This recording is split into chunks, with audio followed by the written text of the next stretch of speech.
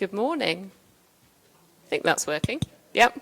I know it's a small room, so it looks a bit slightly strange using the microphone, but it's because we're videoing, and so we need the sound to be good. So we'll be there. Welcome to this session on knowledge exchange. It's lovely to see you all here, bright and early on a Wednesday morning.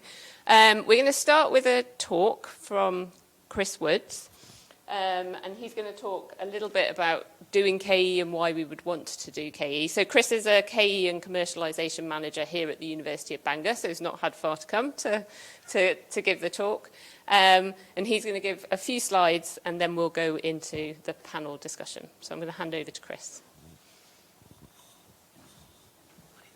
Oh, yeah, I think you probably do. Yeah. Good morning, everybody. Check the mic's okay. Good morning, good morning, good morning. Thank you, yeah.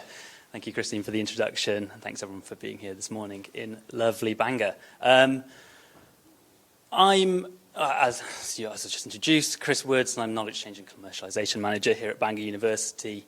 I know, Christine, you're from Southampton, and that's where I worked before coming here. So I held posts in industry working with the university, and I held posts in the university working with industry in orthopaedics. And that's what really gave me an interest and got me excited about knowledge exchange as a topic and a concept.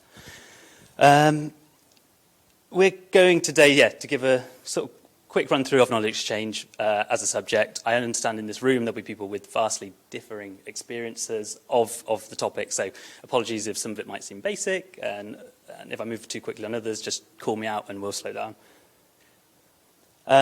Seeing as we're here in Bangor University, I'll just quickly sort of give a tiny bit of context to the institution and how knowledge exchange fits in with what we do here. We're a research-led university of and for North Wales, providing transformative learning experiences and nurturing a positive impact on society, regionally, nationally and internationally. And there's two bits on that I always like to pick up on. One is that we're research-led. Everything we do here, teaching, research, and indeed specifically knowledge exchange, is underpinned by our research activity. And we're lucky enough, as most higher education institutes are, to have an impact regionally, but also nationally and internationally. And that feeds significantly into our knowledge exchange work. We do a lot of work with industry in the county, in the region, and across Wales, but we're also lucky enough to have reach at an international level. Just to place us a little bit, we capture over £30 million worth of research grant income every year. And what we like to try to do with that is convert it into impact. That's a really, we enjoy that. And in the last research cycle, we came second in Wales for research quality, and 85% of our research was world leading or internationally excellent. The reason why I put this slide up is not really to sort of give you stats and figures, but it's more to recognise how we can use knowledge exchange to convert research grant capture into impact. And that's really a lot of what knowledge exchange is about. So to start off with a definition, I don't think there's any absolute definition of knowledge exchange, but broadly speaking, it is transferring and sharing knowledge, expertise and skills between universities and external organisations. It aims to create mutual benefits by translating academic research and intellectual assets into real-world applications, innovation and societal impact. To me, that essentially says it's us trying to do really good stuff with external organisations underpinned by research. Just quickly, because it's probably a more academic audience, I give sort of equivalents of these slides to all sorts of different audience, but just focus on maybe some of the potential academic benefits that you might see from engaging with knowledge exchange with your research. Primarily in a sector that increasingly values impact, knowledge exchange is a really efficient mechanism at delivering impact. It's a way of taking your research out of labs into organisations who can exploit it and take it further than you could within the walls of an institution. It improves your knowledge of industry challenges, and that indeed can feed into how you develop your research and your teaching. So it rises and focuses the sort of standards of research and teaching in that respect.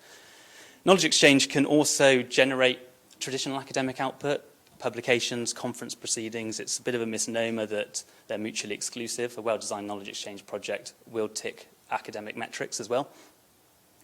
Knowledge exchange is excellent for leveraging more knowledge exchange, to put it sort of simply. Once you start working with external organisations who want to fund your activities and fund collaborations and partnerships, we find that it tends to snowball. once you get those relationships and partnerships rolling. And finally, personal and professional promotion pathways and career pathways in academia. I would wager that most of your institutions have knowledge exchange, impact and commercialization built into promotion criteria, and if they don't, I suspect they will do in the near future. It's the way the sector is going. So nowadays it's possible to build a really successful career off of the back of knowledge exchange activity in a way that would have been more difficult in the past. So I've got here a really scientific chart that looks at knowledge exchange activity and roughly how, depending on the scope and scale of activity that you're interested in, there's a mechanism of knowledge exchange that might work for you and your partnership as well, importantly. So at the left-hand side, we've got free activities, conversations, engaging with people. In the blue box there, there's sort of the more transactional side of knowledge exchange, consultancy, contract research. In green, there's PGR activity, industrially funded PGRs. In yellow here, from the perspective of this talk and perspective of me, this is the most exciting. These are knowledge exchange specific schemes. They span quite a wide range of project activity. And then on the right-hand side, I put Innovate UK grant, but any major UKRI grant, ranging up to the value of multi-million. So what I'm going to do for the next few slides is do a bit of a dive into these activities, highlight a few of the advantages and disadvantages of them and how you might approach or consider them from the perspective of taking on a knowledge exchange project. So at its very simplest, having conversations with people is knowledge exchange. Specifically, if they're people from external to your institution, you would be very surprised the value you can bring just by having, well, as I've said here, grabbing a coffee, picking up the phone or attending an event and just having a conversation. You might change the way someone's been framing something, their understanding of a problem. You might really unlock an idea. And this is really important first step towards any knowledge exchange activity. So as I've said, they can have high value. They're great for building those foundations of partnership working. And they're quick. You could speak to 5 people across an event like this today and have 5 meaningful conversations that go somewhere. Limitations are they're free. A conversation is not going to support your research team. It's not going to keep the lights on. To what you can achieve just with the conversation. But as things develop, I'd advocate looking at consultancy and contract research of ways of taking ideas and projects and relationships forward. It is, typically your contractors do a task rather than really embed and engage on a project together. But essentially they're great in the sense that they're rapid and they're targeted. A company can approach a university like yours, an academic like you, and it can say, I want this done. Can we work together to do it? You can take that request in, process it. If it's a short task, it can take a month, feed a report, and you've taken something and you've worked on it together and you've gotten further in this relationship. The limitations of this way of working are that it's fundamentally quite an expensive way to work with a university. Usually organisations get to a point with consultancy or contract research where they say, hang on, this is beginning to cost, and actually maybe there might be other ways we can work together. There's limited scope for true knowledge exchange. It is quite transactional. You're doing a task and delivering a result, and that's quite different to sitting down and really working through things together and understanding nuance and adapting and that real synergy that you can get with great knowledge exchange. Nonetheless, consultancy, contract research, access to facilities and equipment are great ways of developing relationships. Industrially funded PGR activity in the form of MSc or PhD studentships, they can be really great for building knowledge exchange and delivering knowledge exchange as well. They allow an organisation to delve into a subject with a higher level of detail than they probably would otherwise. Almost certainly, this is a type of activity that universities are great at and external organisations not so great. It comes with a dedicated resource as well. This is the first of the projects talking about today that do this. So there'll be the PGR themselves working on a project and really dedicating time into a subject, and that's got great value to an external organisation in a way that to do an equivalent activity would cost them a lot of money and probably be technically prohibitive. So as a university, we all cost PhDs slightly differently, but broadly speaking, it's quite good value for the level of resource that you get. The limitations, though, of this way of working are that they can be overly academically focused for an industrial partner. Sometimes they don't want the depth of the literature review, the fivers, the publications. Maybe they just want results. So that can be a challenge. With any, particularly with a PhD studentship, there is a recruitment risk there. You're taking someone and you're developing them throughout their term, and you'd expect that by the end they'd be a strong independent researcher, but it's not 100% guaranteed, so there's an element of risk there. And they can be quite long durations, and they sometimes don't have the flexibility to pivot if, for example, an organization's aims, objectives, strategies, leaderships change. Studentships can sometimes be left in a bit of no man's land. That's just an observation. And then where things start to get really exciting, from my perspective, are knowledge exchange specific schemes. I'm really talking about KTP here, but in the next slide we'll explore similar schemes that wrap around KTP. For those of you who don't know, that's a knowledge transfer partnership. And this is a scheme that's got a specific structure embedded in it to deliver the most effective knowledge exchange possible. Importantly, it's only partially funded by the external partner, and Innovate UK or another funding body will cough up a substantial portion of the costs. So the benefits are that it's specifically targeted at a business need. So in order to be funded, it has to have a genuine possibility of creating real impact, and that's exactly what we all want. They come with dedicated and embedded resource, so there's a person as part of these projects who works within the organisation from the university to deliver the change, to deliver the innovation, to deliver the impact. And again, that's a mechanism of working that, when it goes right, is really effective. They're good value for money because the funder supports anything up to 3/4 of the cost of these projects, so external organisations quite like that. And they come with bid development and bid delivery support from the funder.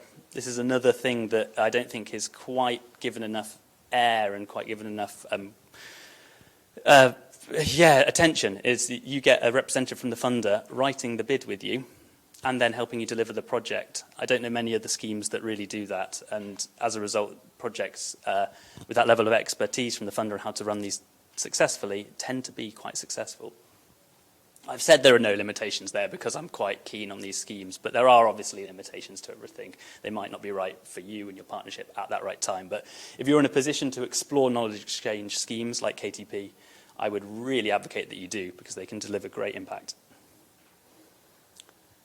This is a slide that is, I apologise, one that I deliver internally. It's quite banger specific, but your institutions will have an equivalent. And if you're unsure, speak with your research office. They'll be able to guide you on this. But this is a sort of a pathway of knowledge exchange where you can scale up towards KTP. So we've got internal funding here in the institution in the form of innovation vouchers, or a scheme we call BU-IAA, which are small projects designed to initiate and catalyse partnerships working together to see whether they like what one another can bring. Innovate UK, a couple of years ago, released a similar scheme, accelerated knowledge transfer. Again, 3 to 4 month projects designed to kickstart partnerships, very affordable to external organisations. In Wales, we're lucky enough, so anyone not in an Welsh institution, I'm sorry, we're lucky enough to have Smart Partnership, which are projects up to a year for organisations and partnerships that want to do something more substantial but aren't quite ready to commit to a full-fat KTP. And then at the end, knowledge transfer partnerships, KTPs, which are the real jewel in the crown of the knowledge exchange funding landscape, in my opinion. And they're anything up to 3 years, up to 3/4 funded, and the company needs to put in the rest as cash. Because I've said how great KTPs are, I'm going to tell you a tiny bit about them now, and maybe give you a bit of a flavour of what one of them looks like at Bangor University. And if you've got experience, you might be able to contrast that with your own, or if you've not, it might just be a useful learning point. So KTP is 50 years old next year, so it's a scheme that's been around for a while. It's had various different names, but the broad tenet of what it's delivered hasn't changed a great deal. It aims to help businesses in the UK innovate and grow. How it defines businesses now is a bit different. It's now eligible for private sector, public sector, and indeed third sector. So there's almost no organisations that can't engage in KTP anymore. And they want to help innovation and growth through engagement with higher education, essentially, or knowledge bases, as they call them. So what does the KTP look like that's different to any other project? Well, fundamentally, there's a business partner and there's a university partner. And there's a third partner, which is called the associate. And that's this person who's recruited to deliver the project. And they are technically employed by the university, but they work within the organisation. And that's a really key point. They sit on a desk with the rest of the team. They wear the uniform. If there's a uniform, they go to all the business management meetings, all of the regular structures and trainings that you'd expect of an employee. Apart from, they've got a remit of delivering university knowledge and expertise into that organisation. And that ability to pick up on the nuance, the tacit information, to be able to move flexibly with an organisation around project delivery is really key to KTP. And it's not really been replicated elsewhere very effectively. Obviously, there are good other schemes, but this is a really great way of working. I've covered that they're up to 3 years long, and yeah, they come with the knowledge transfer advisor, this representative from the funder. So KTPs look like a pretty good way of working. Last year, there was an independent review of KTP commissioned. It looks at KTP over the past 10 years, and there's lots of really interesting findings there. But one of the things I wanted to reflect on are the survey results from academics that have engaged with KTP, just to see what it means to them and what it might mean to you. So 92% reported an improvement in their improved knowledge, of industry challenges.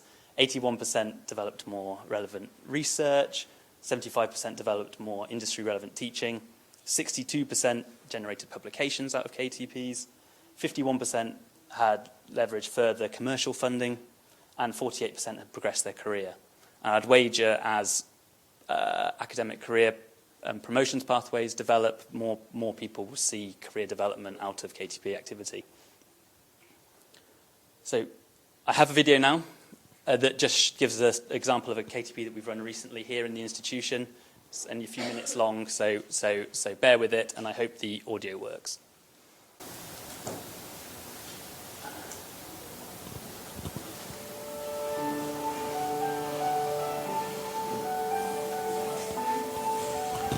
Can everyone hear that okay?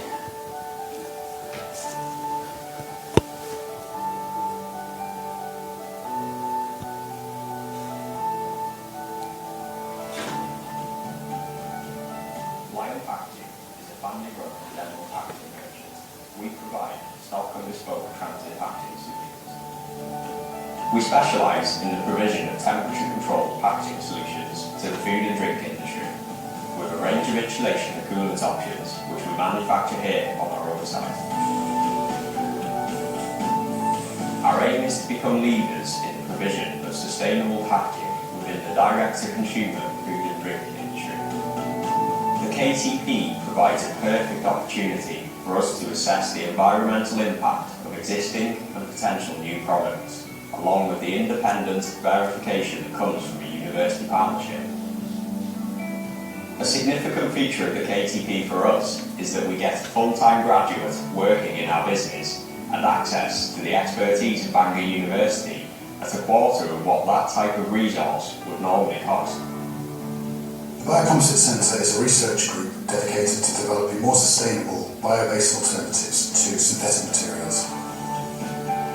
My expertise is in life cycle assessment, carbon footprinting, and all aspects related to sustainability and the circular economy. Working with industry is highly rewarding. You get to solve real-world problems and to see the output of your collaboration put into practice. I'm able to access real-world data about a modern manufacturing and wholesaling operation, which expands my own academic knowledge base. I'm employed on the KTP at Line Packaging with supervision from the Biocomposite Centre to conduct a life cycle assessment of all stock products offered by the company. I have quantified the environmental impact of the coolants, cardboard boxes and all other insulation materials. Simon's analysis has provided us with accurate scientific information rather than biased industry advice. The commercial vision of the business going forwards is to double our turnover over the next 5 years, driven by the sustainable development of new and innovative products through the KTP. Every company that has a need for innovation should consider KTP. The level of funding received makes it an absolute no-brainer in terms of how much support the company receives for the cost.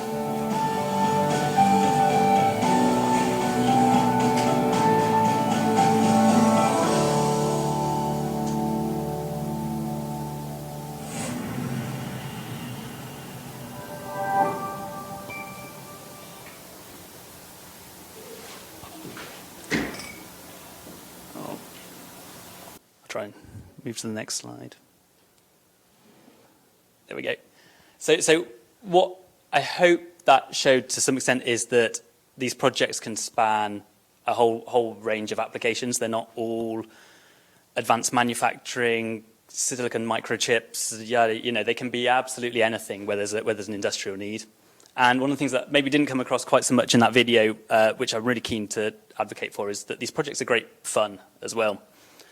You tend to have you build a really close working relationship in terms of developing the projects and ideas, and when it comes to delivery, the nature of how embedded they are and how close you have to work means that you end up having a good laugh and a good time and forming some good friendships. And that's one thing that doesn't get reflected enough in knowledge exchange, is the personal element behind these projects. So just a final slide quickly on maybe getting started with knowledge exchange or indeed developing it. I mean, you're probably from different positions with respect to engaging with this activity, so apologies if this is slightly obvious, but I would always advocate building partnerships before projects. In my observation, it's a far more successful way of working. If you get a trusted, respectful, professional relationship with someone, you'll have too many project ideas, and the challenge will be shortlisting them. Whereas if it's the other way around, if you've got a project and you go out reaching for partners, it's a bit more of an uphill struggle because you're trying to buy them into your ideas instead of co-creating. So that's an observation, that if you have a chance to build partnerships first, and you'll be amazed at the projects that come out of it. Try to develop your offer. Look at your research from a slightly different perspective, maybe, and look at the narrative around what you can deliver to external organizations. A lot of emphasis is put academically on the methods and the science and the substance, but what external organizations are often most interested in is so that's something to think about. And don't be afraid to develop a separate set of slide decks or case studies of this type of activity that's industry facing. External organizations and private sector spend a lot of time and money on this stuff, and maybe as a sector we need to sort of think about how we can sort of market ourselves as effectively as possible too. There's no shortcut to building partnerships, is the summary of these last few points, basically. It's about proactivity. If you take anything from this slide, really just network. The more people you can speak to, the more likely you are to find that synergy and find that opportunity that would be really appropriate for you. I'm sure we all do a lot of networking, and I'm sure we've all had times where we've left an event or a meeting and thought, what was the point in that? It's not going to go anywhere. But a lot of the times they do. And the more you try and the more you start in this activity, the more you're likely to succeed. Where you can, utilize existing partnerships within your networks, so within your group, maybe you speaking with your supervisors around their partnerships and their contacts they have. A warm or soft introduction can really expedite the process of forming a meaningful relationship. If you can, try to host company-facing events. I know here in the university we've got certain teams whose research and their technology is quite difficult to understand, so they've created a series of demonstrator arrangements where external organizations or third parties can come in and see what it is that their research achieves rather than actually specifically how it does it. And that's a great way of stimulating interest and excitement in your research.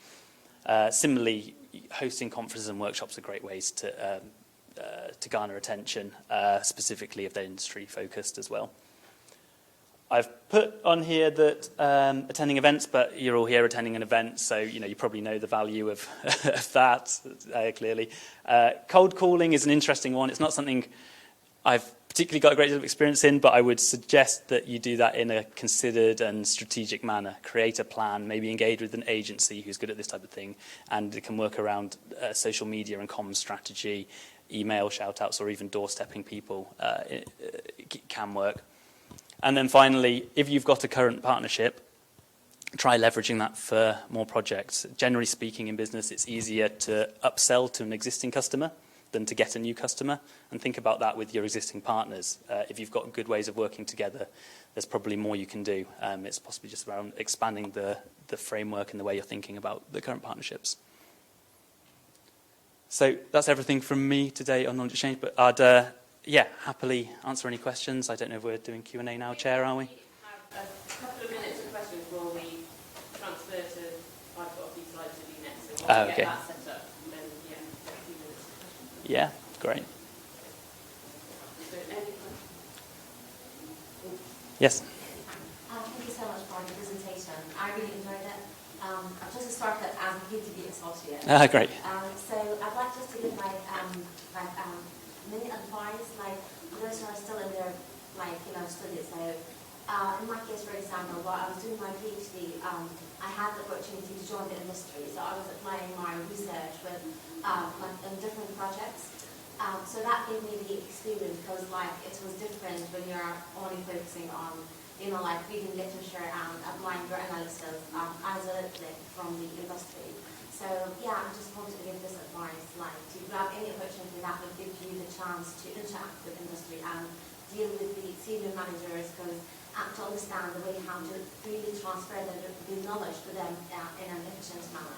Yeah, that's an absolutely brilliant point. I think seizing opportunities wherever they are, and it sounds like in your circumstance you had great opportunities to work with industry, but the more you can do that, the more you can get yourself out there, the more likely you are to have more opportunities in the future. Yes? I have a detailed question, but so I'm from industry, KXP for example. How does IP key issues get handled? Because for my organization, that's a big issue. Yeah, so every project's different, but as I can speak for Bangor University, our approach, and it mirrors that of the sector, when you get a project awarded with an industrial partner, well, usually you'll have a conversation beforehand. You'll work out roughly what's going to work for you. When you get a project awarded, you have to create a collaboration agreement, and the general, unless there's a really strong reason to do otherwise, the standard line that we take as an institution is that any IP developed within the project is that of the industry partner. So we give it away. We're not giving it away because we're co-developing it. We both retain our background IP, and we as you're paying, and the funding organisation, Innovate UK, behind it is paying as well. We see it as part of what you're paying for is the developed IP. So it's usually we're just going through signing one at the moment. You put these agreements in front of organisations and they tend to look at them and go, that seems like a very good deal. We've never had any kickback. Yes? Thank you very much for your presentation. I work at University of Nottingham, and we also have very high success rate with kids. Yeah, I know you do, yeah. I think if you have a company on board, you're done here. Pretty much you get but this is not complaint, it's just observation. It is different when you apply for external funding. Usually you have some idea, you find a collaborator, pretty much before you submit proposal, 3 months or whatever, then it takes up to 6 months to get outcome of the grant proposal. Then 2-3 months to recruit, let's say postdoc. It is more than a year. Industry does not wait that, or is not happy to wait that long, or they may change the personnel, etc. Yeah. Is it experience of other academics or? Yeah. I don't know the solution, but it is long time. If you work with industry, and usually we want to work with industry in our proposals, ESRC, etc. Yeah, I don't think it's unique to any one institution or any one set of academics. That's a problem the sector faces. We spend a lot of energy and effort at Bangor University plugging gaps, keeping relationships going with small pieces of funding. that we might be able to pull in more quickly on a more agile basis. But ultimately, yeah, if you're going for bigger, more substantial grants, the transition time from idea to award and delivery is huge.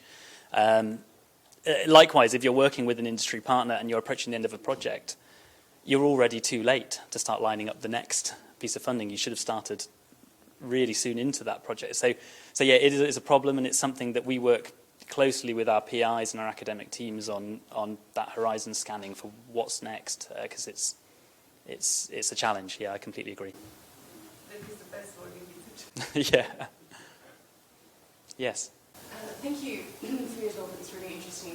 We have similar schemes in Australia, but there's some really unique parts of this that are really interesting. So the thing that I would like to know is, within your university going for these kind of grants, is it usually senior researchers that are leading these, or do you have kind of development programs that help ECRs and MCRs kind of like move into this space and help them understand how to go for these schemes? Yeah, so that's a great question. The answer is it's a mixed picture, probably, depending on the specific groups and teams we're talking about across the university. Some have got built into their processes really strong mentorship ethos. And something like KTP is a great example of how you can almost, just don't quote me on this, you can almost play the system a little bit in the sense that you can have, institutionally, you can have a PI, and from the perspective of the funder, you can have the project lead. And they don't necessarily need to be the same. So you can use schemes like this to bring on ECRs, junior researchers, as PIs, whereas on the KTP application, you can have the I forget what it's, the academic lead, who is maybe the top professor in the group or something, to give that kudos, that gravity.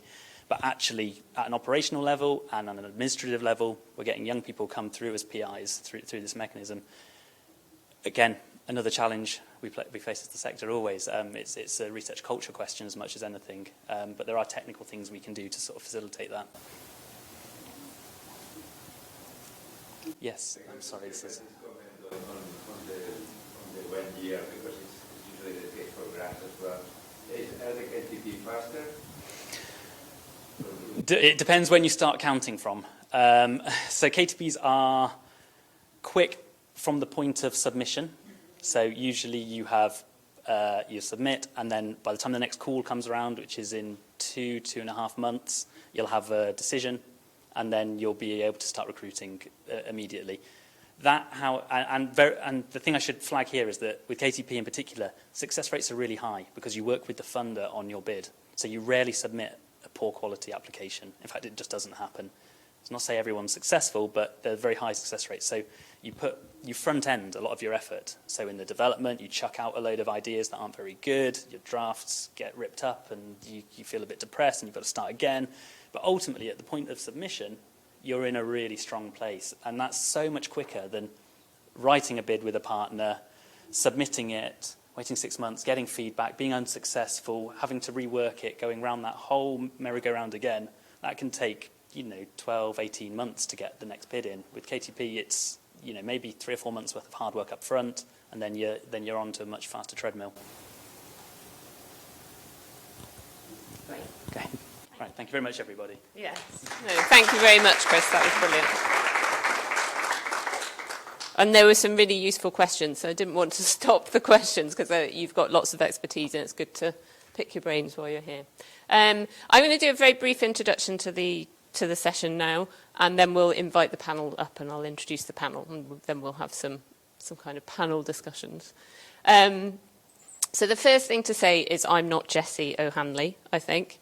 Jesse was meant to run this session. He's on jury service.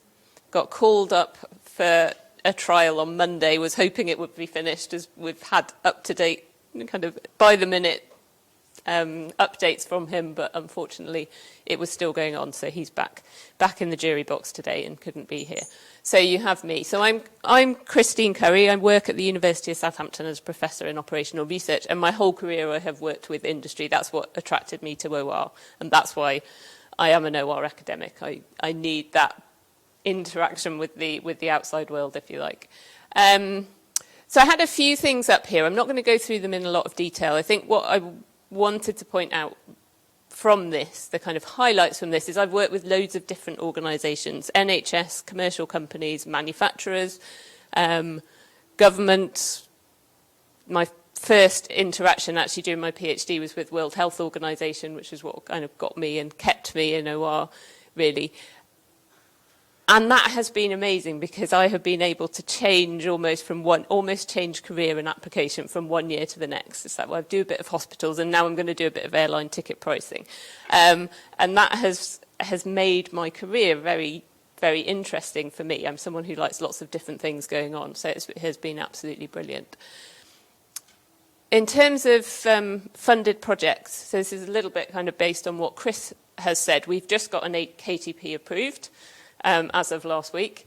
So we're beginning to recruit for a KTP associate, which is very exciting. And I would echo everything Chris has said on that in terms of the funding process. There's lots of support as you went through writing that application, which was very good. I can't tell you much about running a KTP because we're still at the point where we've just got one. But I would say in terms of the application, it was very different from your standard EPSRC grant application. I can see Chinatra here, who looks after the OR grants for EPSRC. And yes, the success rates are very different, I think, with an EPSRC grant from a KTP. I think it's fair to say. But I would say in terms of research and how the working with external people helps the research, it's also really helped with those more traditional research grants. So what you can see in the middle, that funded projects are all EPSRC funded projects that have worked with external people. It gives you that some kind of extra something when you're putting forward that research project of there's also somebody else who cares about it. So some motivation for what you're doing.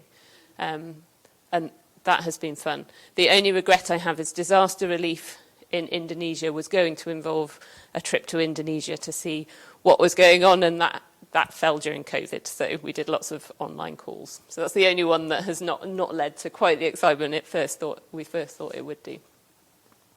And then again, kind of going on what Chris has said a little bit, in terms of consulting, sometimes a consulting project comes first. It's a small piece of work that lets people know what you can do.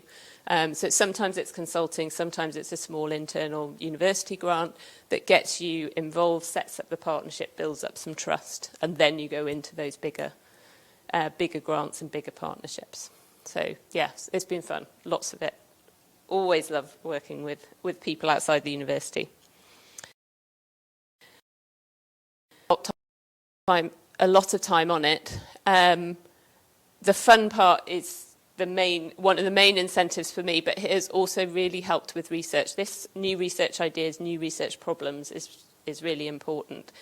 You want to be solving the problems that people are having now rather than the problems which people had 5-10 years ago.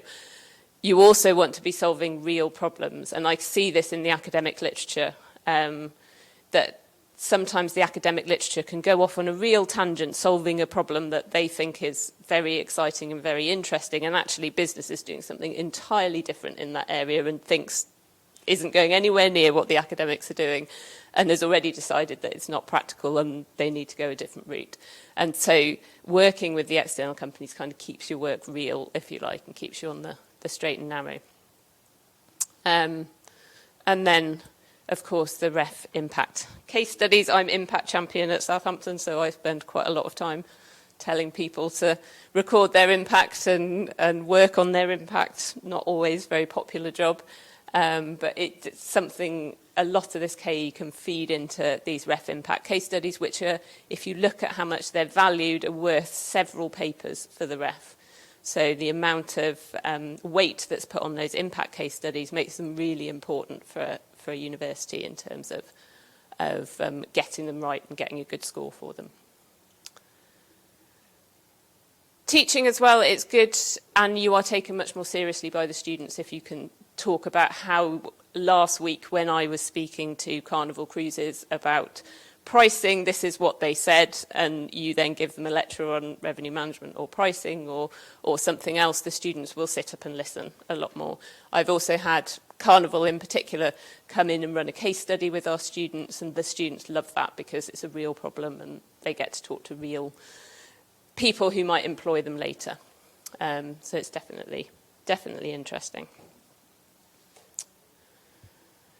So these personal observations are adapted from Jessie's personal observations, but I went through them and most of them I agreed with. I added a couple of my own. Finding companies to work with isn't always easy. Coming to events like this makes it much more straightforward. Say yes to the small projects so you can build up trust. And the conversation slide you had definitely, I would definitely go along with that. Needing to convince the right people to get projects going, you need the people who have got some influence over how the money is spent generally and how the company can, or organisation can focus and the direction they want to take. One example of that, we're working with Salisbury Hospital at the moment. We were approached by a consultant anaesthetist who is absolutely passionate about improving the flow through the operating theatres, absolutely passionate, happy to go into every department and ask questions for us and really push what we're doing, and that has been absolutely brilliant. So finding that right person who's happy to kind of almost fight your corner within the organisation really makes a big difference. I guess that one downside, well, there's two downsides at the bottom really, go hand in hand. Often it's not the really sophisticated, very complex, dynamic program that you've built that makes the impact. It can be the data analysis you did just beforehand to get the data for that. And what you do in these knowledge exchange programs doesn't always translate easily into research outputs. And there's a skill in how you do that work with the company and then manage to get that into a paper. So that is something that isn't always straightforward. So that's the kind of warning message. With KE. There are ways of doing it, but it's a tricky process at times. So the trick is almost to give them that easy bit to start with, and then you can go off and do your fancy model afterwards and show it to them. Sometimes they're interested, but often that's the bit you get published, and the easy bit gets used by the company. So that's my kind of view as an academic. We have got a whole panel of experts coming up in just a moment, and I'll invite them up in just a moment to give their thoughts. How the rest of the session will run is we're going to invite the panel to come up. I will introduce them, and then I've got a set of questions that I will ask the panel members in turn. We will hope then, and this is certainly the plan, that we will leave kind of 10 minutes at the end for the audience to ask specific questions of the panel, so that there will be some time for you to ask things. If it's getting too long and we're running out of time, then I will cut down the questions we ask the panel so that you've got a chance to ask something. Good. Well, I'm going to invite the panel to come and sit up now. Now, Mossab has the guide as to where everybody sits. So I think we have Mossab and Paul over here, and the other panellists on this side, and I am sat in the middle. So it's meant to be a university on this side, business and industry on that side, and government, yes. Business, industry, government on that side. So I will let you all take your seats, and I will find my crib sheet of introductions and questions for that matter.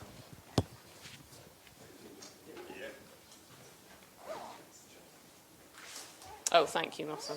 You're doing a good job.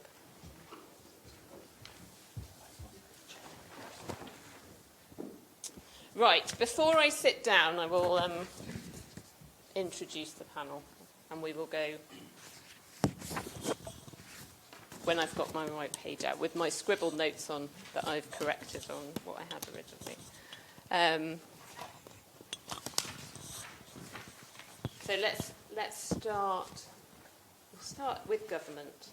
That's a good place to start. So we have Anne Rainish. Is that correctly pronounced? Anne is from the Welsh Government. She's a Senior Industrial Transformation Manager and currently supporting some collaborative partnerships So specifically, and this is relevant for what might follow next, Endeavour, which is a joint venture between Airbus Defence and Space and the Welsh Government, and a second one, Net Zero Industry Wales, which I think is close to everyone's heart at the moment, the Net Zero Pledge. And this is a body set up in 2022 to support energy-intensive industries transitioning to net zero. Great, thank you, Anne. Christoph, coming next. So Christoph is from Simulate. He's a senior simulation consultant. He's been at Simulate for about 7 years and works across many different industries, so has a perspective from lots of different applications. So thank you for joining us. Gilbert, I think, is probably very well known among the people here. So Gilbert Owuzo is president of the OR Society, so many of you will have seen him yesterday. He's also data and AI director at BT Group and a visiting professor at the University of Essex, so you have your feet in both camps. You should be set in the middle, yeah. We'll put you in the middle. Okay, Mossab coming next. Again, many of you know Mossab for all his tireless work over the past few days organising probably past few months organising the conference. He is lecturer in data science at the School of Computer Science and Engineering here in Bangor, and formerly was a data scientist at Tesco and a data analytics contractor at Mercer, so another person who could sit on either side, but at the moment is within the academic side. And finally, last but not least, Professor Paul Spencer is Pro-Vice Chancellor for Research here at Bangor University, and within his remit has KE, commercialisation, impact and skills development. And his main research areas are in semiconductor laser dynamics, which is fascinating, so a little different from OR, but definitely on the scientific end of things. So now, I've always wanted to say this, having watched Question Time. Ladies and gentlemen, this is your panel, so we will begin.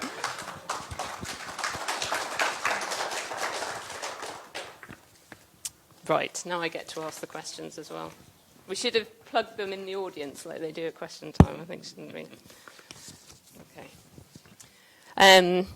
So I should say the questions were put together by Jessie. They are an amazing set of questions. Don't give me any credit for, for thinking them up. I'm going to let's go to Christoph first. And we're looking now at knowledge exchange. Why do it? What do companies get out of it? Oh, and I should say for your microphones, if they're yellow, you need to push the little button at the top up. And when it's green, it's on. Okay. Okay? Yeah, no, that should be fine. I mean, why do it? I guess I should maybe clarify sort of one thing. So Simulate is obviously a simulation software company. So we have kind of two avenues. So one is where, for instance, we had someone coming in with an interesting project. So we had someone from a university in Athens working on electric cars, and they built a simulation model on sort of carbon emissions and things like this. But I think for us, almost a more, well, I guess in my opinion, at least a more interesting knowledge exchange projects are, and where we quite often get PhD students in for several months, is where they actually develop something more cutting edge for simulation as a topic. So as an example, we had someone from Lancaster University with us spending a lot of time on machine learning and how this gets integrated in simulation. And they transferred this knowledge. And at this time, we didn't have an application of go to this industry client and solve it, but still our developers took it on board, made a feature out of it. And we do similar things with other sort of similar cutting-edge technology like digital twins, where a university has a lab with sensors, and we get the data, and they are quite keen to, again, get sort of a feature out of it. So there's these kind of two ways that we can benefit from it. But I think that's kind of what we get out of it in the end. Great, thank you. Yeah, that's really interesting. So that it works both ways. The university's getting something, but you're also getting some useful tech and new ideas. Brilliant. Gilbert, any thoughts from BT? Yeah, so for us, it's motivated primarily to address an internal need. But we also go through the process to help us future-proof our operations. And let me just illustrate. So internal need many years ago, we needed a way to optimize the way we utilize our field engineers. Okay, and we got one of our university partners to work with us. Started off as an MSc project, evolved into a PhD project. We recruited that individual afterwards, helped land a lot of savings for the organization, but also from the university's point of view, you mentioned the case studies for ref and so on, that the impact cases, that was a key one that was used for a number of years. So that illustrates what I mean by internal need. And most of the time it's driven by that, because you mentioned, or Chris mentioned, we are not that patient to have projects running for years, okay? So we want to make sure that to engage in a university, we want to make sure that this is going to deliver value, so that it's very clear. And then the second bit is future-proofing. So you mentioned, Christoph, digital twin. We knew this is coming, even electric vehicles. How do you make sure that it will work when we get to that stage? So again, we engage universities, and in these two cases have done that. And as the industry matured and the expectation regulation demands that we act upon these initiatives, we are ready to do that. So that it's the other lens. And then, of course, the university, throughout this process, publication is a must, okay, because it enhances our brand as well. And we also take the opportunity to test out the students, as it were, as potential candidates for recruitment. So that's some of the reasons why we do this, yeah.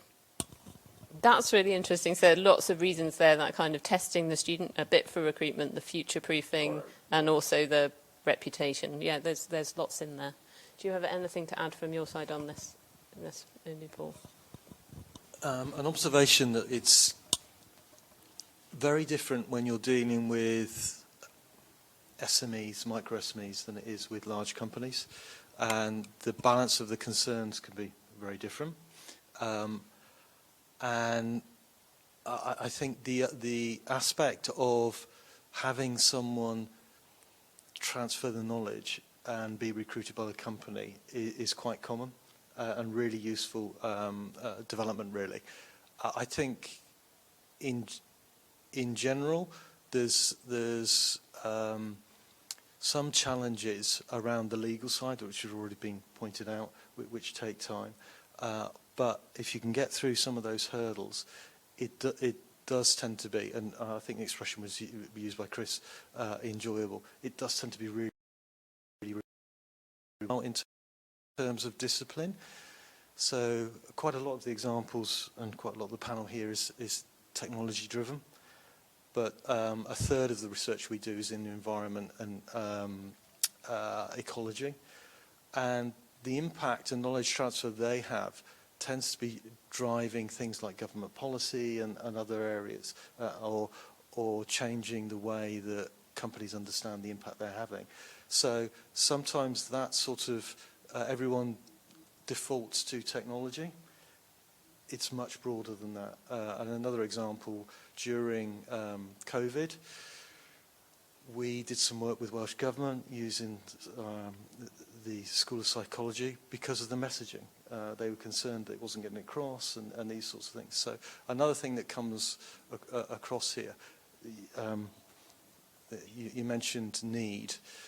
What you find occasionally, you might disagree, is that universities get approached by companies after they've gone through a series of activities. They've tried to solve a problem internally, it hasn't worked.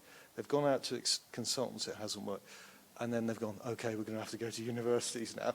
And then the problem is, which university? I mean, even when you've identified the university, who do I go to? How do I get in? Where's the front door? So final thing, because I could talk for ages about this, is on my side, one of the things I'm conscious of, particularly with my academic colleagues, is they can get very excited. They'll start a project, it have a defined output and outcomes, and then they discover something which is really interesting, and they want to bend and pivot that way. And the company's going, no, please deliver on this. So sometimes it's I have to be a bit, say no occasionally. Say, no, this is the contract we've signed, this is what we need to deliver. We can do that afterwards, but please deliver. And it all, to me, comes back to trust. Yeah, the best relationships, you've got to build up that trust with the partners. Sorry, I probably... No, that's great. Thank you, Paul. You actually helped me pivot almost perfectly into the next one, which was because you talked just before the end about initiating these collaborations with academia and how you get things started. Chris also spoke a lot about, from the academic perspective, about how you find industry collaborators. But how does it work the other way around? Because you mentioned, you're trying to find a university, you don't know who to find, and then within the university, who to speak to. How does that work? Yeah, it's interesting. I think Chris mentioned partnership first. I forget the word you used, and then the projects. And personally, that seems to be the key, because the right mindset is very important. So identifying, we are very delivery focused. I believe that everyone will say the same, but for me, that it's key. If the person isn't focused on delivering outcomes for the business, then that is a non-starter. So that it's testing that out, making sure that maybe start with a small MSc project. If that happens, then we move on. And I've had three or four institutions. One in particular, strong. We've had about 6 recruits, people who we have recruited as a result of engagement. One left, and I got him back. So the history is there, yeah. But yeah, just testing out to make sure that the right mindset is there first. Great, thank you. Christoph, anything? Yeah, I mean, I totally agree with the sort of, I guess it's usually about some part of a personal network, so can be different things. So I did my PhD at Strathclyde, so I spent sort of almost 6 years just there. Have this group, but obviously I've met other people along the way that are either in the UK or worldwide. In academia, we have one of my colleagues who did a PhD at Loughborough. Again, he has sort of similar context. So you have obviously those kind of contexts to go for. I guess the other thing, which might be slightly different to sort of other companies, we are quite fortunate that we can sort of have our software in different universities anyways for maybe teaching purposes. So then you maybe have a tutor contact anyway. Can reach out if there's some question like for knowledge exchange interest. Yeah, and I guess otherwise, again, the sort of PhD route that was mentioned before as well, where it can be, I guess, either side where we have sort of a PhD scheme where people can get in touch, and then again, it sort of snowballs from there. Yeah. Great, thank you. And do you have anything to add on this from a government perspective about initiating these collaborations and almost matchmaking people? Yeah, so from a Welsh government, sorry, I should have said Bore da pawb. From a governmental standpoint, it's interesting to see how do we fit in with this. You've got academics on one side and you've got industry on the other. What is our role? Well, clearly, it's funding. We don't fund the KTP, but we've got our own funding, and I think the landscape's changed considerably post EU funding. So the Welsh Government took a step back and looked at, okay, guys, what is it that we do?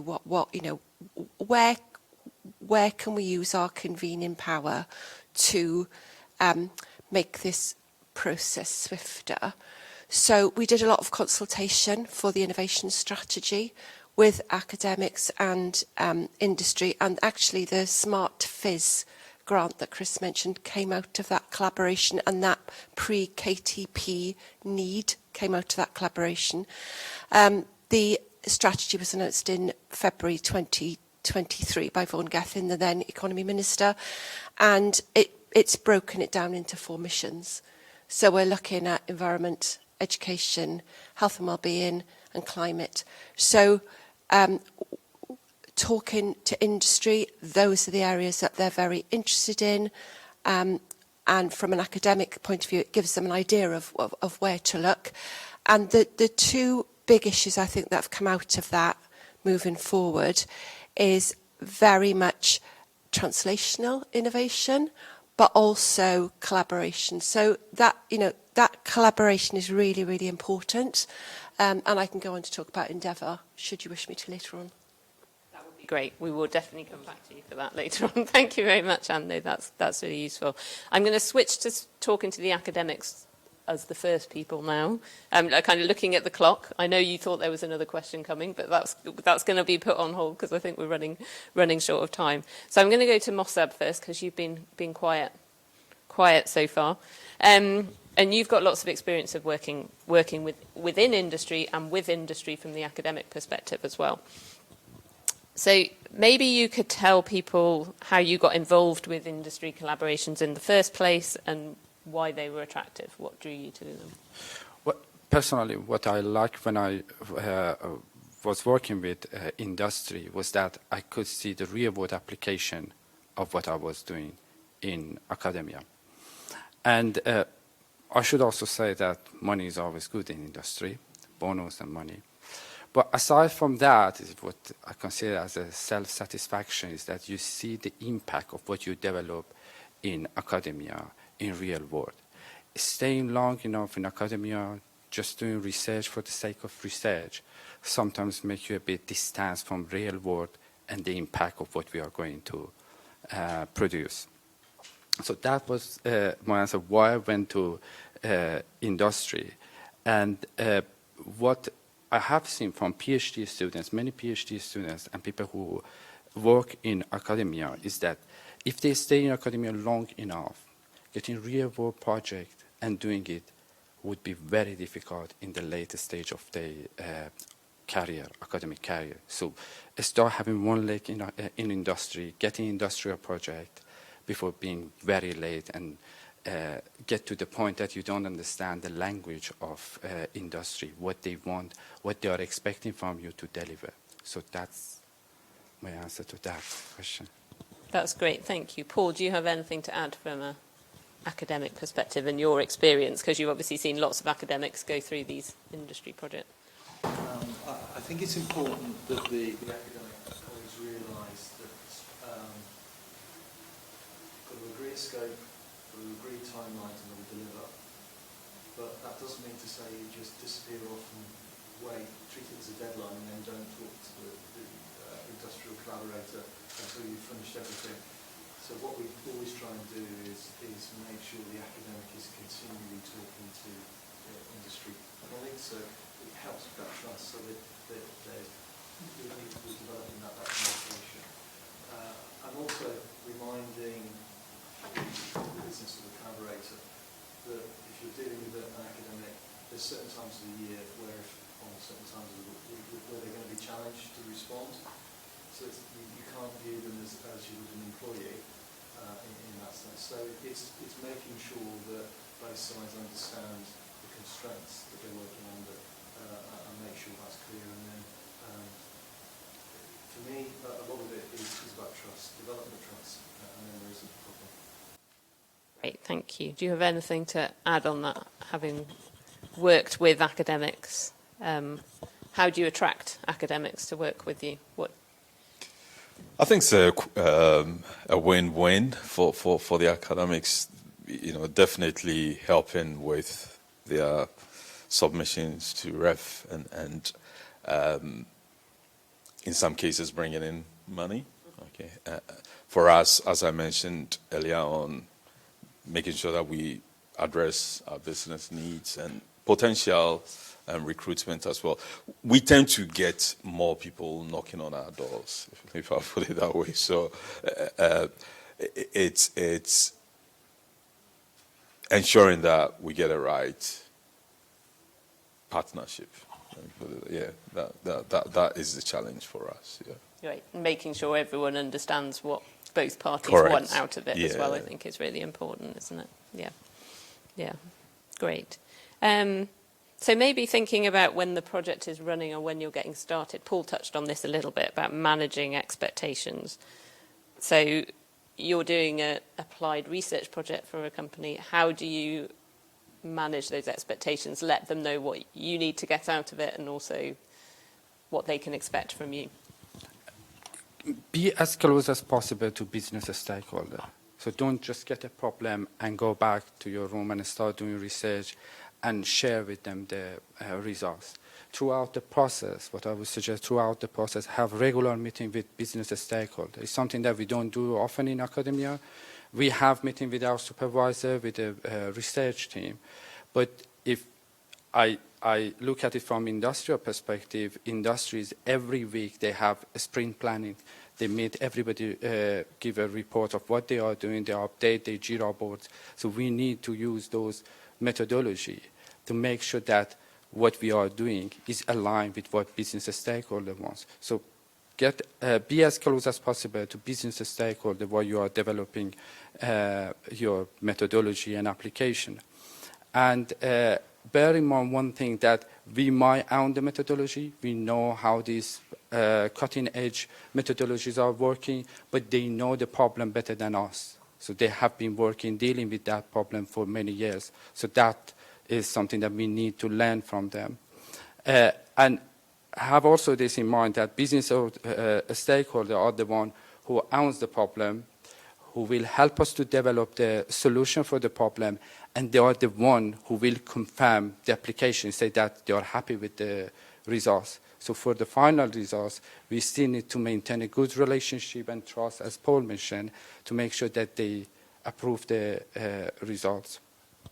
Great. And you touched on this a little bit, but about the differences in project management between an academic project and a business project. Can you elaborate a little bit on that? Yeah. So a lot of projects that we do in academia are like a process. We start is knowledge that we need to obtain. We need to do literature review, develop something, and then see the results. For industry, is a project. It has a start point, it has an end point. They need to deliver to be able to survive in this competitive market.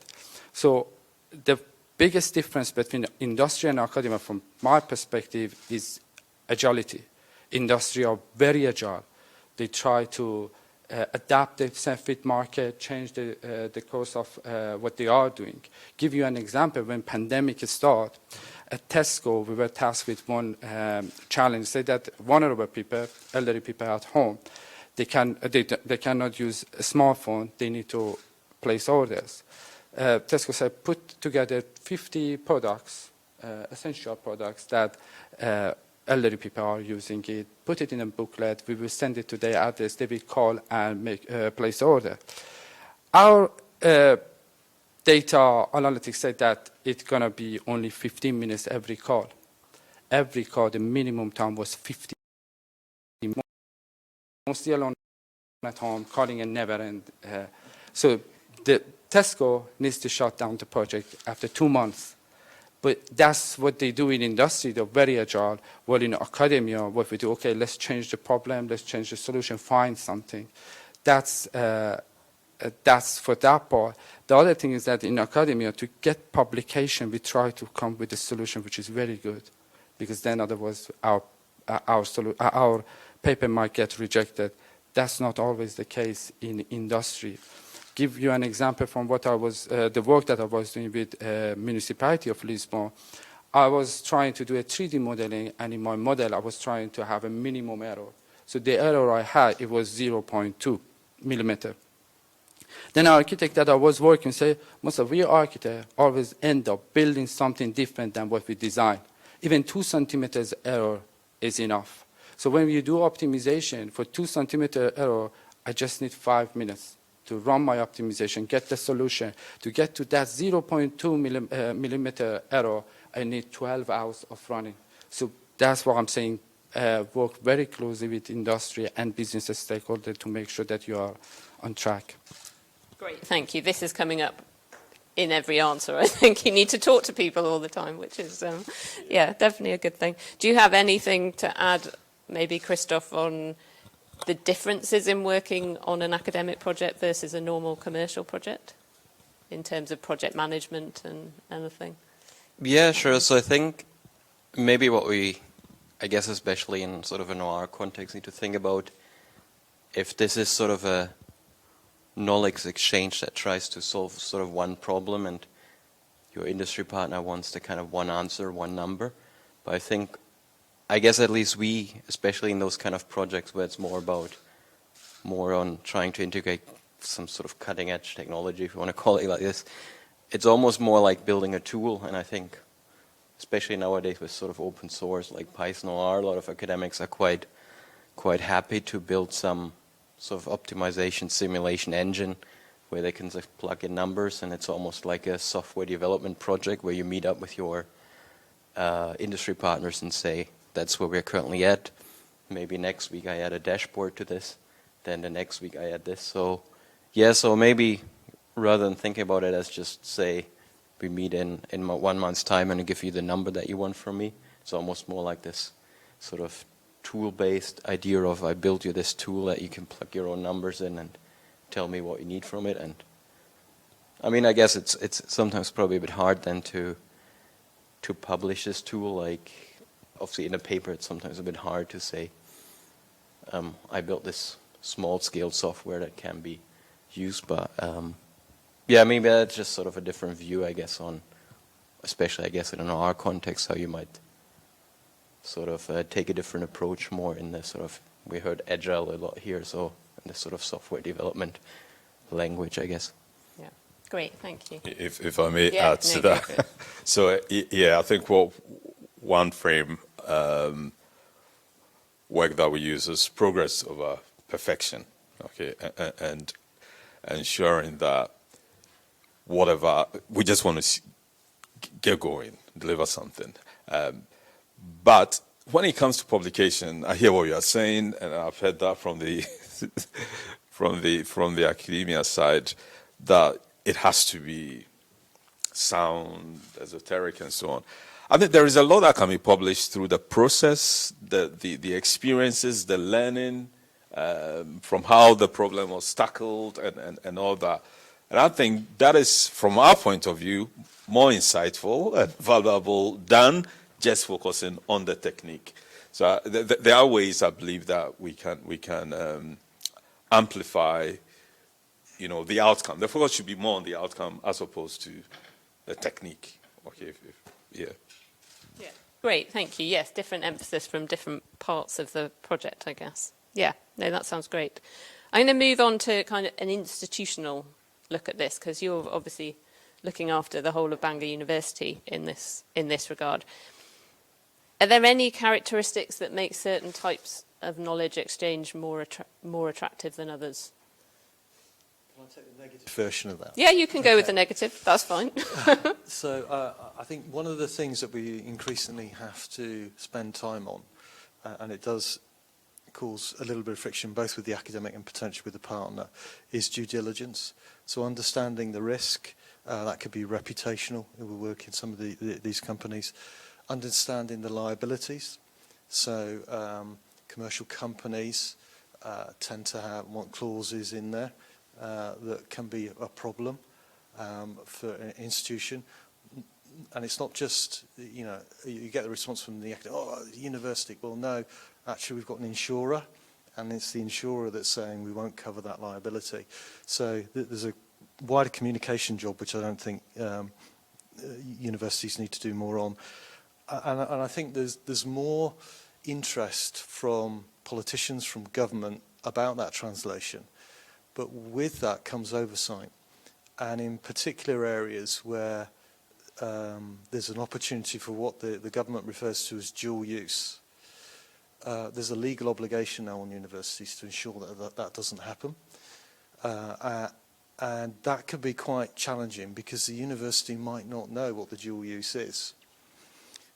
So we do quite a bit of work now with something called RCAT, which is the Research Collaboration Advice Team. There's one for each region. because we've got some areas of research where it's pretty obvious there could be dual use, so we get them in Just and train them. what do you mean by dual use, just in case people don't realise? What would be an example? So where there could be an application where an unfriendly state could use it, Right. Either against us or against their own systems and things like that. So it's quite broad by definition. That's one of, or not intentionally, and it's quite fluid. So, for example, we used to do quite a bit of work with Huawei. We don't now, and things like that. So you have to keep on top of that. And in some areas, that does cause a little bit of friction. And looking at the contracts is a problem. One of our biggest problems is actually Welsh Government legal contracts. But anyway, that's another issue. But that whole thing, the due diligence side, people don't see. And it does take time. And that means that sometimes if we look at it purely on a commercial basis, it makes no sense because the amount of effort and time that goes in. But from an academic perspective or leveraging future development, we're willing to put that in. So, you know, one of the questions is, we've got limited capacity, where do we go? And that's part of myself and others thinking about how is that delivering what the university strategy requires us to deliver, and also keeping a very strong weather eye on what the government wants universities to do. Because that's where they push the money essentially, and it's very clear they want more translation. How do we do that? Isn't always straightforward and isn't always easy, but we you know, we do have to do it, and it is enjoyable. So Great, thank you. I'm going to probe you with another question immediately. Sorry about that. We've heard lots from Chris about the support that universities offer, in particular Bangor, obviously, because that's what he knows. But what do you think they should provide, or maybe what's missing? What extra could they provide to encourage academics to do KE properly and also understand all of those constraints you have as a university, I guess? So there's two aspects to that. So we are completely revisiting our promotion criteria in this area because academics have a lot of call on their time, teaching and research. This agenda needs to be up there at the same level, and in fact probably a little bit higher, to get people to engage. So it's got to be clear that the university recognises that, and one of the key aspects is through reward and recognition. And the other piece is what Chris and I are doing is trying to encourage staff to think about this, and you know, it's not as daunting as you think, and we'll help you along the way. There is quite a lot of support there, and just getting people open to engaging in those ideas, but also recognising that the type of impact you're going to get is very different.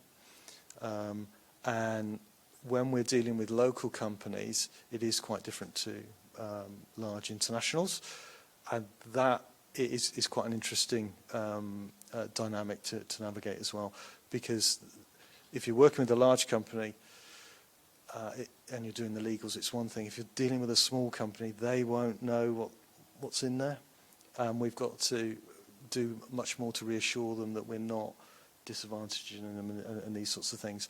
And IP is a major problem. Everyone overvalues it. It's not worth anything until someone's willing to pay for it. But everyone grabs hold of it as if it's this huge thing. And another challenge, which is, I think, sector-wide, is risk and reputation. So sometimes, particularly if you're going to the commercialisation phase, universities tend to be risk-averse. Why should I put money into that? I've got limited resource, when the success rate is very small. So I don't think that connectivity with industry, government quite works in some of that. You know, the spin-outs and startups, and there's been recently a Treasury report trying to improve that. So it's great fun, but there are some things that need careful navigating. Great, thank you, Paul. I'm going to switch. I'm conscious of time, so I'm going to switch straight to Anne, because we had a couple of questions for you from the kind of government perspective. So how, you've talked a little bit about this already, about how government fits into knowledge exchange and what you do to facilitate knowledge exchange, but maybe you could talk a little bit more about these partnerships and things you've set up and how they all work. Yeah, of course. So I should say that within government I work in the economic team. So in the economy team, so it's very much about the commercialisation as opposed to government policy around this area. But specifically, I work on a project called Endeavour, which is a joint venture between the Welsh Government and Airbus Defence and Space in Newport in South Wales. And Cardiff University sit on that as the university representative for Wales. And it's a very unique collaboration. It was set up 15 years ago. I'm not sure that we would set it up now, but we've changed the way it works in the last couple of years, and all our interaction is through a challenge-based process. So we've got a small SME called Simply Do that run that platform for us. And the real benefit of this has been, we work with Airbus Defence and Space, and we now understand their technology roadmap. And we look at gaps in that roadmap, and we look at how the Welsh perimeter can plug those gaps. So we go out with a very specific challenge, and it's open to all in Wales, academics and SMEs. It's a very swift process. We agree the challenges in August. We go out in October. We do the down select in December. Everybody has to be under contract by the 31st of March, and if they're not, we stop it, unless there is a really good reason why we're not under contract. And the most recent one, and why I got involved in Bangor, was when I met Mossab. We had the down select. I sit there with this technology literally going over my head, okay? But I'm there from an economic development perspective, so that's fine. And the technology domain manager, who's based in Germany, within Airbus Defence and Space, was really keen on Bangor working with South Wales University, University of South Wales. So Mossab and his colleague Tessa worked with Gareth and Kang at the University of South Wales and have put together a phenomenal collaborative programme on PFAS for Endeavour. And there's lots of really good learning from that. And the most important, we've all talked about trust and partnership. We all actually came to Bangor for the day from Germany and Southampton and Barry in my case, and the University of South Wales, and sat down and went through the scope, and that scope was really nailed down. But what was important for me, there were so many other benefits that came from sitting there listening to that meeting around, we're going to use the supercomputer at Cardiff University. Well, that's a Welsh Government asset, tick. Mossab said, I'm going to use MSc students to do some of this work, tick. There are all things that if we hadn't bothered to spend that day here, we'd never have known. So it was an 8-hour journey for me on the train in one day. I was very tired when I got home, but I was absolutely thinking this is just the way we need to do it. Because, yes, there are all those tensions, a little bit aggressive.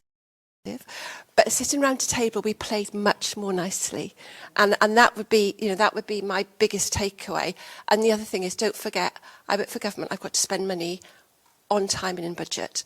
And if you can't do that, you need to tell me straight away. There's lots of things I can do to help that, pushing things forward, realigning some of my other projects, speaking nicely to our accountant, but keep speaking to your partner. There isn't a problem that we can't solve generally, but letting that problem escalate, it becomes a much bigger problem. So that would be my absolute advice. And the challenge process is really swift now and working really well.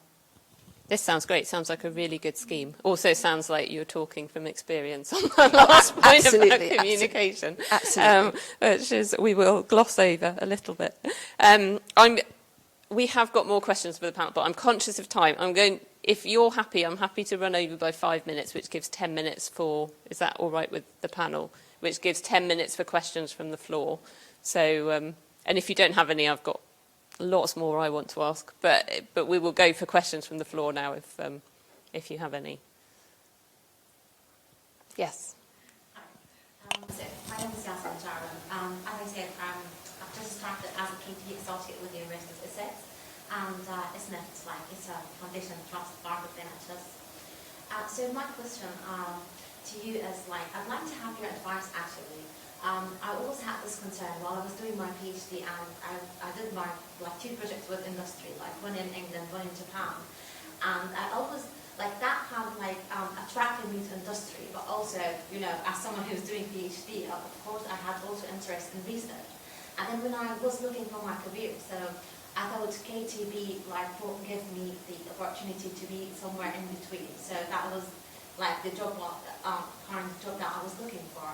But I still have this concern now. If I still being attracted to being in industry, so do you think that would negatively impact people with interest of research to be attracted more to industry rather than staying in academia and developing the research and be keen to contribute to literature? So what advice can you give? Okay, so this is someone who wants to do the academic stuff and wants to do the industry stuff. Where do they go next, I guess, and what advice do they have? Gilbert, you employ lots of people who are in that position, I think. Yeah, it's an interesting one. I mean, of course, at the end of the day, it's you want to keep both. That's what you're saying. There are few places in industry that will allow you to do that these days, okay, because there isn't enough money around. So you need to look for those companies. Typically, they'll have a research department, and that there will be KPIs. There, one will be publication, so there will be an incentive for you to do that. If you don't get that, I would say that working in being in academia, it's great, as we have heard, because you can have both, and the flexibility is also there. So that would mean that getting the right partnerships as we've gone through it, and then building. I think Christine's,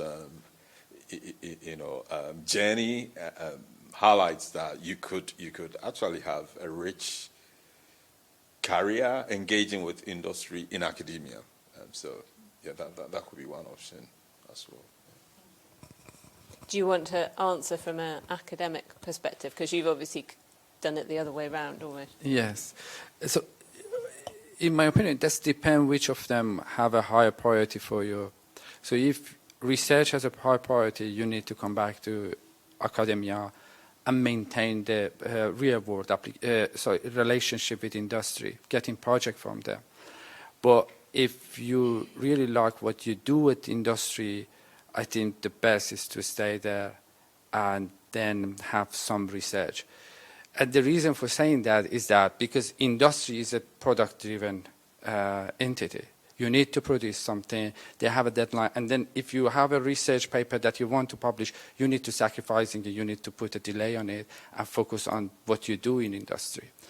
And the same thing, when you come to academia and you have a deadline, you can delay the project that you do with industry with some limitation. Again, if you get the project from industry, they are agile, they are expecting delivery in a certain time. So that's a big difference between industry and academia.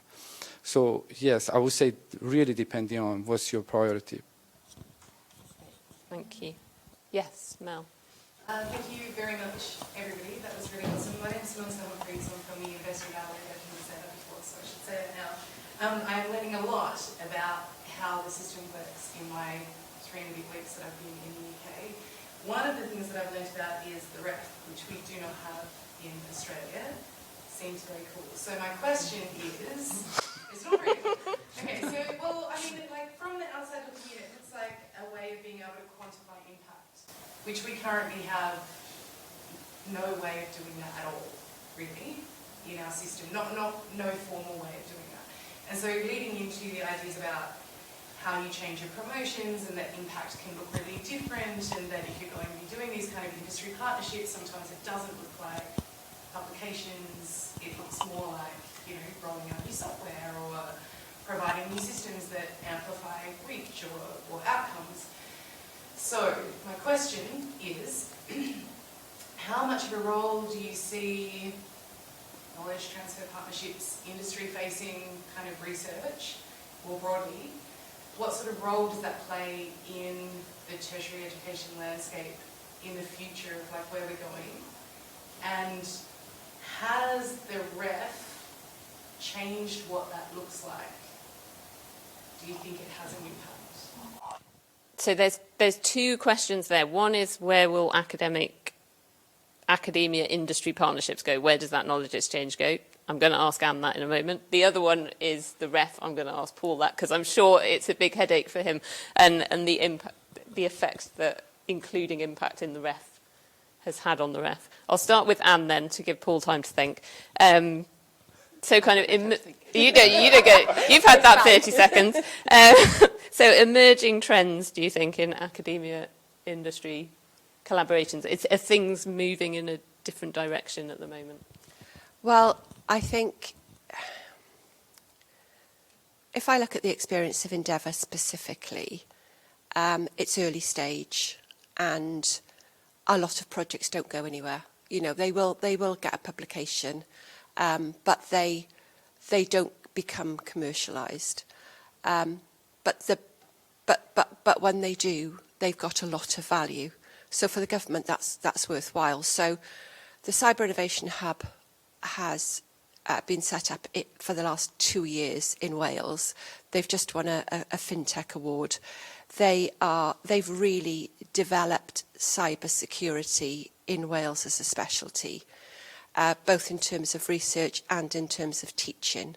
And now they're moving forward with university spin-outs, and actually one of them has come back into the Endeavour programme.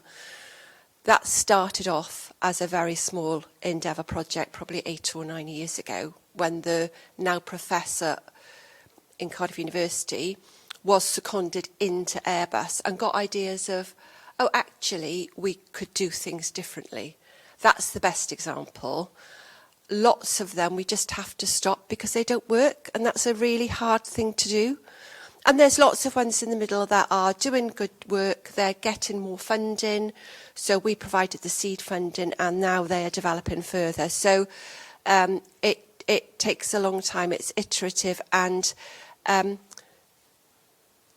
when they're big, they're great, but you have to kiss a lot of frogs. I love that. Yes, we'll all get kissing frogs. That's great. So Paul. Okay. It probably helps to go back a little bit and ask the question, what's the purpose of REF? In the UK, there's essentially a dual funding mechanism.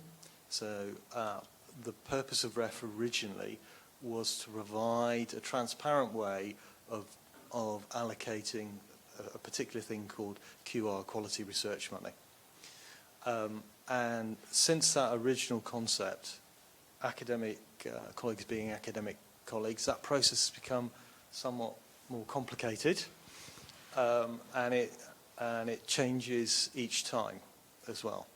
And that change is increasingly being driven by political need, essentially. So originally, it was just an exam, if you like. Let's test the quality and award some sweeties, some money. Now it's being pushed towards, we want to direct the activity of universities subtly, or maybe not so subtly. So the emphasis on research outputs, papers, that sort of thing, has dropped. The emphasis on impact, but REF has a particular definition of impact. And sometimes some of the work that can be covered here wouldn't satisfy the rules in terms of a REF impact, so it gets a bit messy. Generally it does, but there's quite a lot of constraints around it. So it's not, you can't just put in anything. There's a very detailed set of a rule book that you have to follow. And then the third one, which is increasingly becoming important, and I think addresses some of the comments you made, is around research environment. And that And one of the challenges is how do you make a system in the UK which is perhaps seen as being as porous as the US, where people can come from industry, go into academia, and vice versa. Now, some of the challenges previously, unintended consequences, I would argue, of REF, was that part of the rules meant, they've changed now, but part of the rules meant that everyone, there was a volume indicator. So that told you how many outputs you had to put. And that was against each individual returned. So why would you, it was a risk to take someone from industry who didn't have high quality publications, because it would drive you. So there's a whole, it's clear what it's trying to do. Like all these complicated systems, it's the rule of unintended consequences that makes it difficult to operate, and sometimes give you outputs and consequences that were the direct opposite of what you were intending to do, because it's such a complex system. I mean, oh well, I should probably look at it and come up with a better one, I think. But it has become, in my view, increasingly important, but increasingly complex. Great, thank you, Paul. I'm aware we're eating into people's breaks, so I'm going to finish now. Just a massive thank you to the panel.